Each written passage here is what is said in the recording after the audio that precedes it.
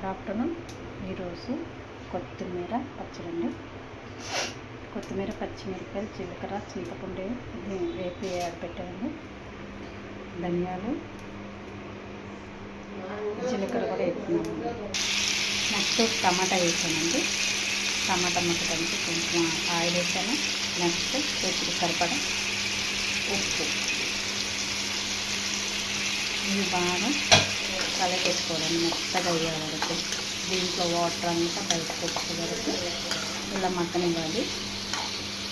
నూనె వేయటం వల్ల త్వరగా మగ్గిపోతుందండి. టమాటా నూనె వేయటం వల్ల.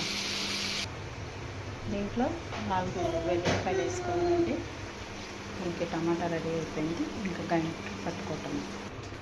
గ్రైండ్ చేసిన తర్వాత అండి మనకు కావాలంటే పోపు వేసుకోవచ్చు. నేనైతే పోపు కోసము 3 స్పూన్ల నూనె, 2 ఎండుమిరపకాయలు, 1 స్పూను సాయమినపప్పు, జీలకర్ర, ఆవాలు వేసి పోపు వేస్తున్నానండి.